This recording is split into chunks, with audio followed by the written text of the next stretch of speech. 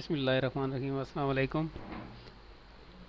ये लेक्चर वैसे रिकॉर्ड करते करते हमारे 3 घंटे गुजर रहे हैं। वो पता है कैसे? वो ऐसे है कि जब भी लेक्चर आधे में पहुंच जाता है लाइट चली जाती है। लाइट का कुछ पता नहीं है। खैर जो भी है स्टार्ट करते हैं। हम मिनिमम मैक्सिमम एवरेज वगैरह को यहाँ पर डिस्कस करने की कोशिश करेंगे। तो सबसे पहले मिनिमम इक्वल के साथ मिनिमम को स्टार्ट करते हैं।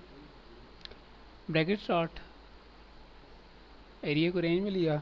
यहाँ पर मिनिमम वैल्यू देखनी है तो हमारे पास 5 आई है, तो ये देख लें 5 ही मिनिमम वैल्यू है। इसके बाद मैक्सिमम है तो जस्ट एम ए एक्स और ब्रैकेट स्टार्ट। अब मैक्सिमम वैल्यू यानी कि इस डेट सारी रेंज के अंदर बड़ी सी बड़ी वैल्यू क्या है? 89 है। आप देख सकते हैं 89 है। सही है। थोड़ा जल्दी जल्दी इसको हम कर रहे हैं। तो इसके बाद एवरेज है। एवरेज के लिए भी इक्वल्स AVERAGE और ब्रैकेट स्टार्ट। तो बेसिकली एवरेज ऐसे निकलती है कि सारे नंबर्स ऑफ वैल्यू जिनकी आप रेंज बनाते हो उसके अंदर जितनी भी वैल्यू नंबरिंग के लिहाज से आ रही होती है, यानी कि 1 2 3 4 5 6 7 8 9 10, यानी कि जितनी भी वैल्यू है ना वो उसको सबको काउंट करके उसके ऊपर यानी कि 10 को इसने कर दिया है डिवाइड, तो इससे आपकी एवरेज निकलेगी। आगे काउंट है। तो काउंट बेसिकली जिन सेल्स के अंदर न्यूमेरिक डेटा होते हैं उनकी काउंटिंग करता है। यहाँ पर ब्रैकेट स्टार्ट आप देख सकते हैं यहाँ पर 10 सेल्स है हमारे पास। 1 2 3 4 5 6 7 8 9 10। सही है। जिसकी इसने यहाँ पर हमने रेंज बनाई तो उसने इसकी यानी कि बेसिकली सारी काउंटिंग करके हमें बताई कि आपके इतने सेल हैं जिनके अंदर वैल्यू है न्यूमेरिक डेटा की। फॉर एग्जांपल यहाँ पर सपोज कर लें मैंने कर दिया, यहाँ पर कर लो, एक सेल के अंदर ये वाला डेटा मैंने रख दिया यानी कि अल्फ़ाबेटिकल डेटा। तो यहाँ पर आपने इक्वल के साथ काउंट ब्रैकेट स्टार्ट, फिर भी 10 आया।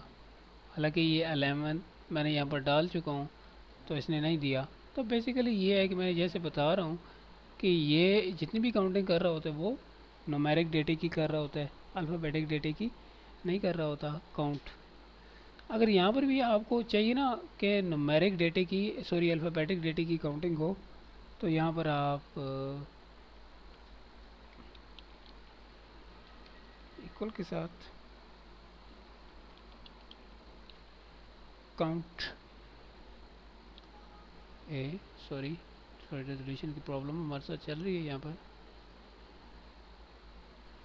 काउंट ए ब्रैकेट स्टार्ट और ये आप देख सकते हैं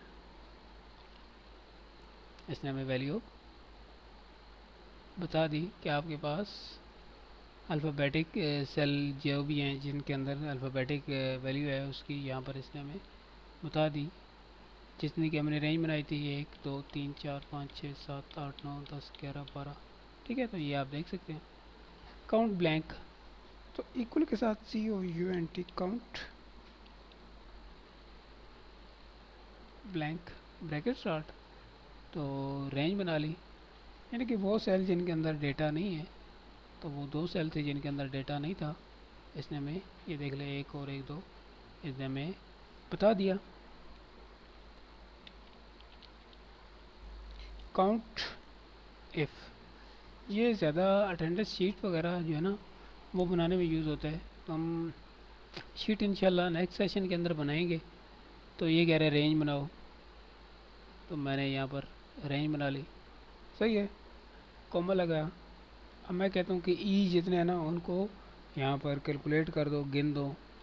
तो हमारे इस रेंज के अंदर 4 ई हैं, 1 2 3 4। आप देख सकते हैं लार्ज। यहाँ पर लार्ज को डिस्कस करते हैं इक्वल के साथ LARG लार्ज और ये bracket start sorry bracket start. तो न्यूमेरिक डेटे में मैंने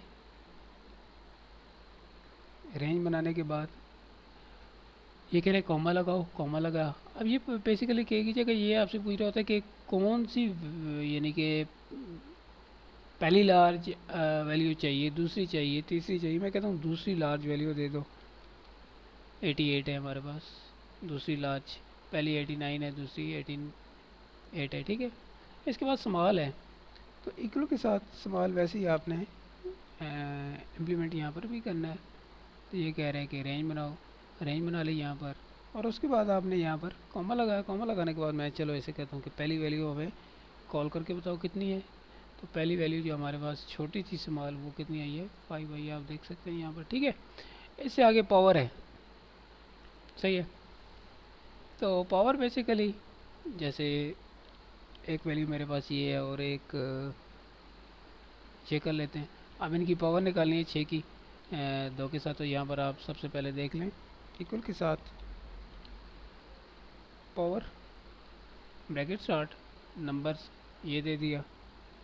कितनी पावर है करनी है जी, सही है।